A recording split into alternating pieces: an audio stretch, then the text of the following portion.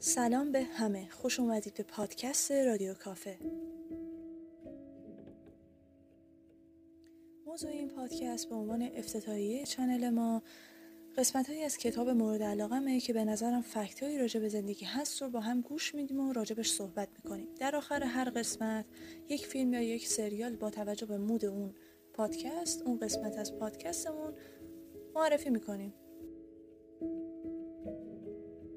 کتابی که میخوایم امروز راجبش صحبت کنیم کتاب اوریانا فالاچی هستش به اسم نامه به کودکی که هرگز زاده نشد. اوریانا فالاچی رو میشه یه خبرنگار ایتالیایی خیلی معروف و جنجالی دونست که از ترس حرف نمیزد. اون با سوالای تیز و مستقیمش از شخصیت‌های مهم سیاسی دنیا مصاحبه میکرد و حرفایی میزد که خیلی دوست نداشتن بشنون. کتاب‌هایی مثل همین کتابی که امروز می‌خوایم راجبش صحبت کنیم و کتاب زندگی، جنگ و دیگر هیچ که خیلی سر و صدا کردن و آدم‌ها رو به فکر واداشتن هم جزوی از نوشته‌های اوریانا فالاچی هستش. اوریانا فالاچی زنی مستقل و قوی بود و از حرف زدن راجب موضوعات حساس و جنجالی نمی‌ترسید. فالاچی عاشق هیجان بود و به همین دلیل خیلی به مناطق جنگی می‌رفت و از جنگ گزارش تهیه می‌کرد. خب حالا میخوایم شروع کنیم که قسمتی از این کتاب رو با هم گوش بدیم.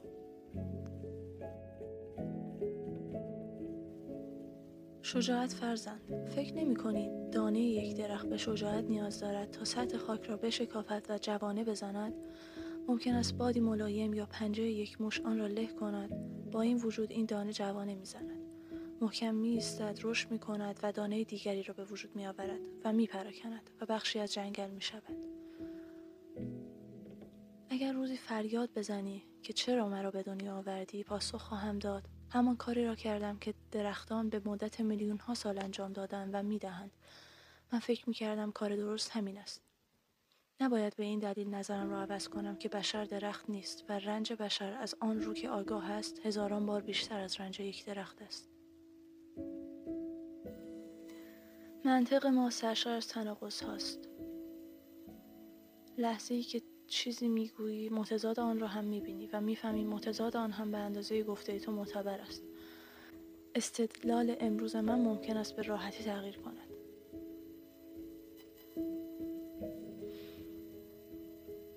و چقدر این قضیه پیش میاد وقتی که توی بحثی داریم یه حرفی رو میزنیم، داریم راجع به یه چیزی بحث میکنیم، همزمان که اون شخص داره یه چیز رو برای ما میگه، حالا با صدای بلند یا حالا هرچی، وسط دعوا یا بحثی، همون لحظه به این پی میبریم که شاید اون داره درست میگه، ولی انگار از سر غرور یا اینکه نمیخوایم کم بیاریم به اصطلاحی حرفشو قبول نمیکنیم، در صورتی که میدونیم که اون چیزی که اون داره میگه که متضاد با اون فکر ما یا اون نظری که ما دقیقاً چند لحظه پیش دادیم و داشتیم راجبش بحث میکردیم، ولی بازم ادامه میدیم به بحثمون، با اون که شاید فهمیدیم همونجا که شاید حرف ما اشتباهه. و چقدر پیش میاد این قضیه.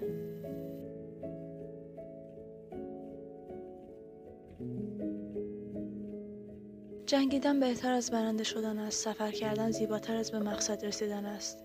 وقتی میبری یا میرسی دچار خلای بزرگی میشوی و برای غلبه بر این خلا باید عازم سفری نو شوی یا اهداف جدیدی برای خود برگزینی.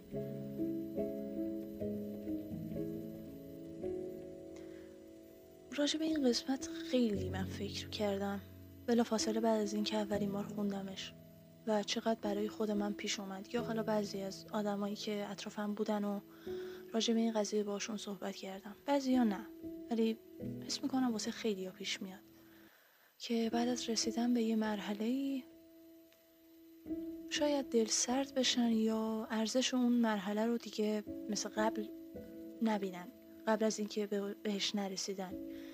یعنی وقتی ما تو راه یه چیزی هستیم خیلی شاید جذابتر باشه تا وقتی بهش رسیدیم. وقتی بهش میرسیم دیگه اون ارزشی که تو راه بودیم و از دست میده و ما از اونجا باز میخوایم به یه راه دیگه‌ای بریم، یه مقصد دیگه‌ای میچینیم که به اون بریم. فکر میکنیم که اون تهش موفقیت و حال خوبه، در صورتی که ما تا الان داشتیم همین راهو میومدیم. که به اینجا رسیدیم و ارزشش رو از دست داده. انگار راه زیباتره، انگار اون سفر کردنه خیلی قشنگتر از به مقصد رسیدن است.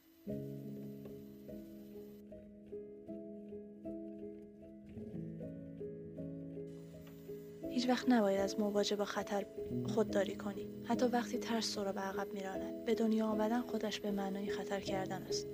خطر این که بعداً افسوس بخوری که چرا به دنیا نیامده ای. مثل این که به تو بگویم زندگی مثل یک فرش نرم است و میتوانی با پای برهنه و روی آن قدم بزنی، در حالی که زندگی یک سنگلاخ ناهموار است، جاده‌ای که سنگهایش باعث میشوند زمین بخوری، مجروح شوی. میتوانیم با پوشیدن کفش‌های آهنین پای خود را از گزند این سنگ‌ها محفوظ داریم، اما این کافی نیست، چون سنگ‌هایی را هم به سمت تو پرت خواهند کرد.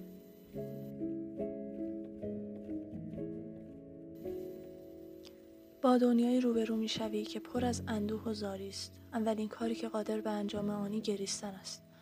همه چیز تو را به گریه وامی دارد. گرسنگی، خشم.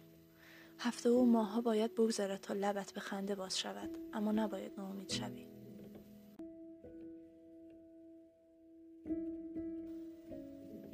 تو هم قرار است به این جمعیت اضافه شوی. آن وقت است که به پشت سرت نگاه می‌کنی و به تنهایی آرامش بخشی که در آن آب داشتی حسرت می‌خوری. اما باز هم مردم امید فردایی بهتر بچه دار می‌شوند و آن فردای بهتر در بهترین حالتش ممکن است به یک سیستم گرمایش مرکزی منجر شود. گرمایش مرکزی موقع سرما خوب است، اما نمی‌تواند انسان را شاد و از شرافت شأن دفاع کند.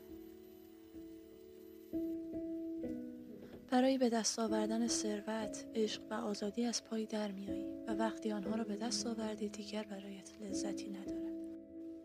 چه آنها را تلف کنی و چه نادیده بگیری، باز هم دوست داری برگردی و این جنگ را از نو آغاز کنی. محقق شدن رویاهایت باعث می شود حس کنی گم شده ای. رحمت بر آن کسی که گفت میخواهم به جلو حرکت کنم، نمیخواهم برسم، و نفرین بر آن کسی که میگوید میخواهم به آنجا برسم. رسیدن به معنای مردن است. فقط میتوانی در طول مسیر چند توقف کوتاه داشته باشی. این قسمت یاد حرف یه روان درمانگر افتادم. من بهش گفتم که خب آدمی که خیلی سختی کشیده تو گذشته و به امید راحتی تو آینده است اشتباه میکنه، یعنی یا اینکه منتظر چیز بیخوده، یا اینکه حالا چون یه آدمی خیلی سختی کشیده قراره تو آینده راحتی داشته باشه.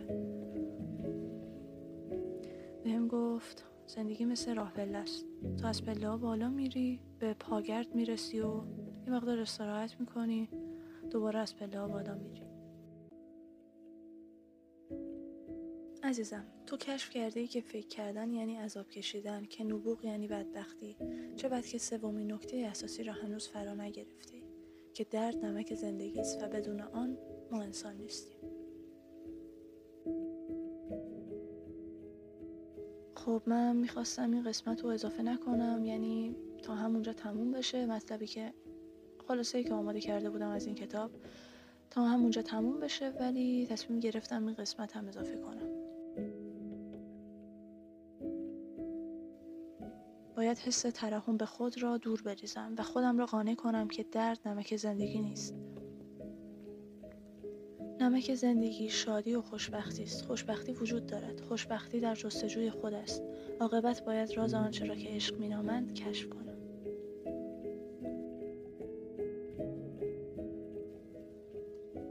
خوشحالم که این قسمت رو تا آخر همراه من شنیدین و امیدوارم که نظرات و پیشنهاداتی که دارید رو توی کامنت یا برام بفرستید که ازش استفاده کنم تو قسمت‌های بعدی. به عنوان اولین قسمت دوست داشتم که مطلبی آماده کنم که خودم علاقه بهش دارم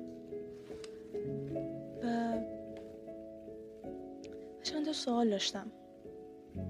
شاید شما هم مثل راوی کتاب گاهی در مورد معنای زندگی و ارزش زندگی تردید کنین؟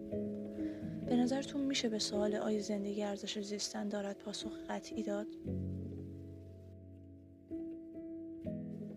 نظرات راجع به این کتاب متفاوته. بعضیا بعد از خوندنش میگن این کتاب خیلی تاثیرگذاره، بعضیا هم میگن اون افسرده کننده است.